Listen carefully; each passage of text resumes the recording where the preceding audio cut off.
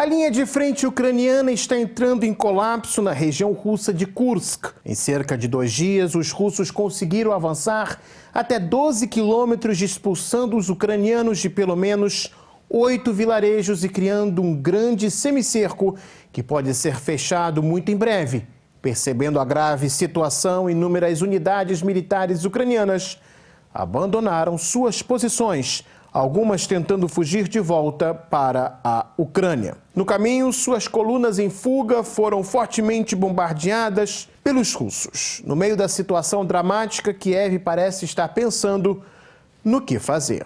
Mas qual será a decisão do comandante das Forças Armadas da Ucrânia? Quais são as suas opções? Será que a situação no fronte é resultado do fim da ajuda norte-americana ou existem detalhes pouco conhecidos por trás disso tudo? Fique até o final deste vídeo, porque aqui eu falo e mostro. Vilarejo de Malaya Loknia, região russa de Kursk. Soldados da 34ª Brigada e do 9º Regimento das Forças Armadas Russas hastearam sua bandeira em um dos pontos de maior resistência das tropas ucranianas na referida região. Após Sudzha, Malaya Loknia ficou conhecida como o principal ponto da ofensiva ucraniana nesta área do fronte.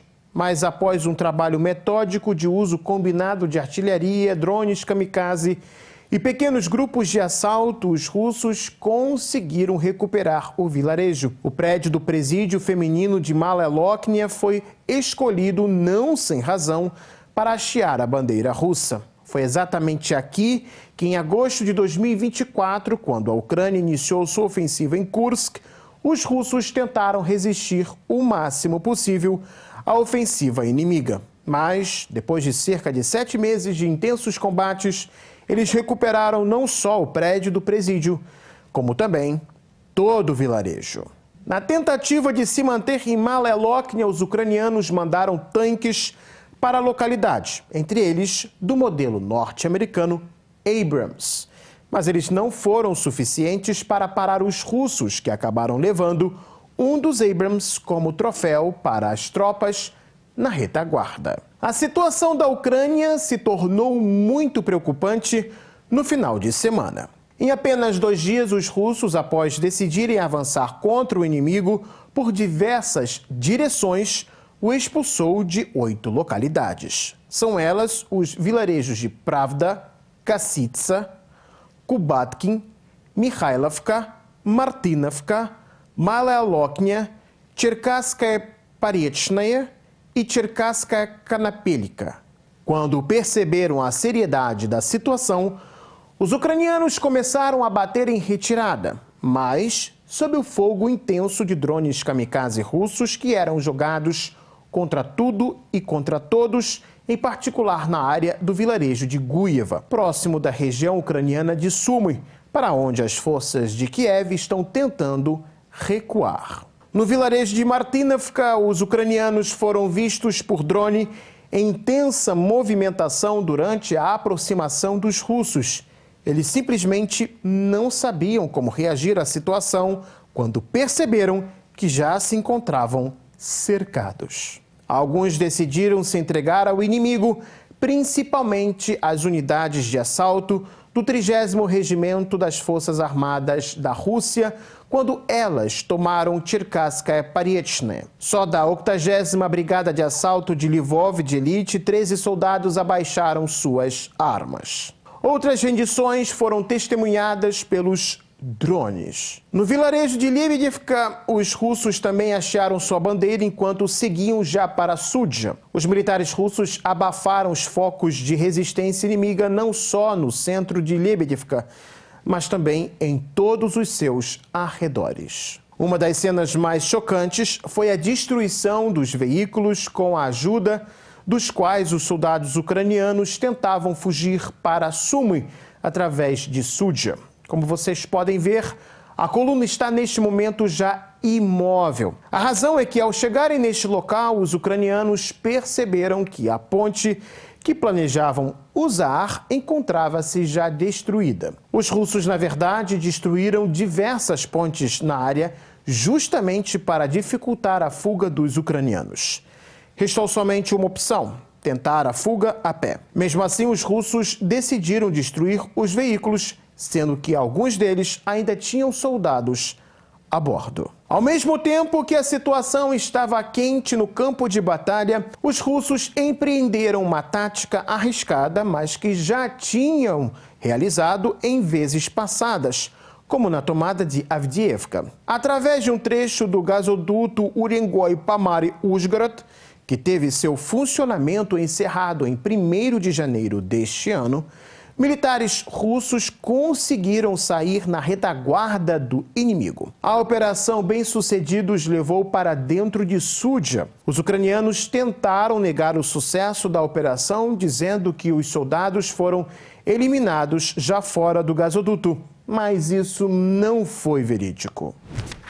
Ultimamente, eu mostrei para vocês como os russos vinham concentrando os seus esforços para enfraquecer principalmente as artérias de abastecimento e todo o agrupamento ucraniano na região russa de Kursk. A tática de Moscou de literalmente cozinhar o exército ucraniano durante meses em Kursk acabou dando pelo menos um resultado certo: uma enorme quantidade de soldados ucranianos mortos ou rendidos. Para manter a ofensiva a todo vapor, o comandante das Forças Armadas ucranianas, General Alexander Syrsky, enviou milhares de combatentes, muitos deles mercenários estrangeiros, justamente para o fronte em Kursk. Só que ainda na semana passada, os avanços russos pelas beiradas da área ocupada pelos ucranianos deram à sua artilharia de curto alcance total cobertura sobre as tropas de Kiev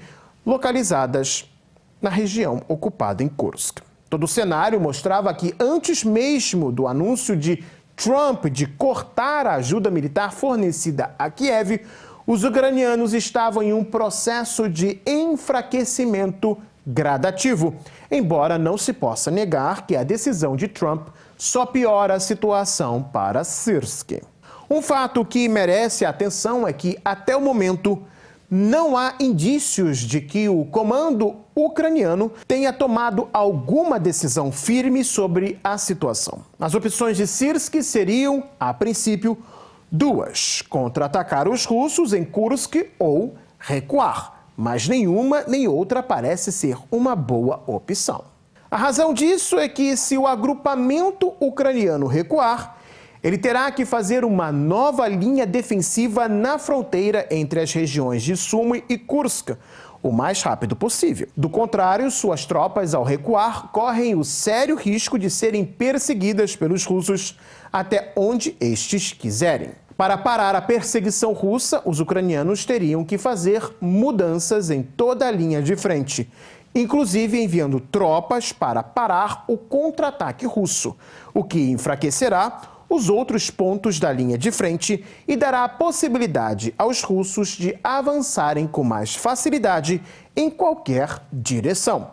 Além disso, espera-se que, se Syrsky tem o objetivo de retirar suas forças, então ele deve fazer isso agora e não esperar até 2 semanas, que é o prazo que a imprensa ocidental tem dito que é o quanto os ucranianos ainda poderão resistir em Kursk. Só que recuar agora também é um problema, devido ao cada vez maior risco de cerco completo pelos russos. Um contra-ataque para desblocar os milhares de soldados cercados também é algo pouco provável, visto que, para tal coisa, Kiev teria que ter grandes reservas e uma intensa coordenação com a inteligência ocidental, cujos dados estão quase bloqueados a Kiev após decisão de Trump. O pior de tudo é que o caso faria Syrsky perder muito mais soldados, e as perdas da Ucrânia em Kursk poderiam chegar até 100 mil desde o início de sua ofensiva no ano passado, segundo algumas estimativas. De todas as opções possíveis, acredita-se que a melhor seria um recuo em massa o mais rápido possível para poder salvar pelo menos parte das tropas com experiência de combate. Mantê-las em Kursk significará perder tudo que Kiev tem lá e repetir o cenário de Mariupol, quando os ucranianos cercados, apesar de toda a resistência, perderam tudo entre mortos e prisioneiros. No meio das notícias de que os Estados Unidos cortaram compartilhamento de informações de inteligência com a Ucrânia, surgiu a pergunta: será que os russos vão romper todo o fronte ucraniano em 24 horas? De fato, o fim de tamanha ajuda norte-americana é um evento importante no curso do conflito armado. Mas esperar que isso dê enorme vantagem aos russos ou que enfraqueça as tropas ucranianas a ponto de perderem por completo sua capacidade de lutar não é de todo correto. Em primeiro lugar, outros aliados da Ucrânia, como a França e o Reino Unido, possuem capacidades de fornecer aos militares de Kiev dados de inteligência coletados por satélites, drones, aeronaves de espionagem e outros meios. Em segundo lugar, no decorrer do conflito, a Ucrânia conseguiu uma quantidade considerável de dados de inteligência.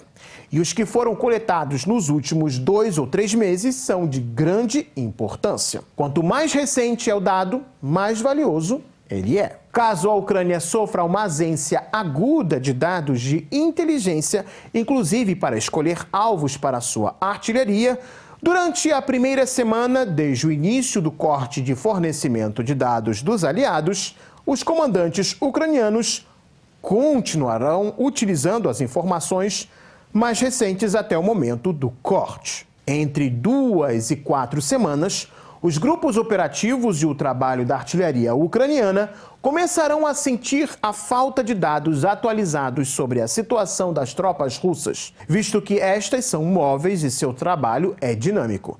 Informações do tipo onde se encontram os russos e quantos eles são se tornam cada vez mais importantes. Entre 4 e 6 semanas, o trabalho da defesa antiaérea ucraniana vai começar a sofrer os efeitos da falta de atualização de dados. A razão disso é que os meios de defesa antiaérea ucranianos são altamente dependentes de dados informados por países da OTAN. Sem tais informações, esses sistemas terão que trabalhar de um modo mais passivo, o que aumenta a vulnerabilidade da infraestrutura crítica ucraniana. Como a maior parte das aeronaves AWACS e de reconhecimento eletrônico ERR era norte-americana, estes meios terão que ser substituídos por recursos de aliados, principalmente do Reino Unido, França e Países Baixos. Em 2 ou 3 meses, a consciência situacional das Forças Armadas da Ucrânia se deteriorará seriamente. Sem um fluxo constante de inteligência,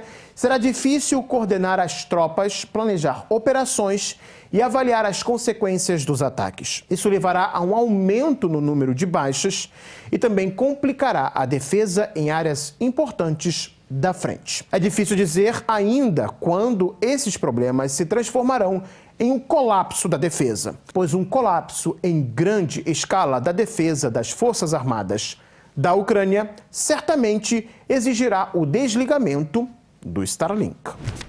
E se você gostou desse vídeo, deixe o seu like, se inscreva no Gazeta do Mundo e também acione o sininho para não perder os nossos próximos vídeos aqui no YouTube. Até mais, pessoal. Tchau, tchau.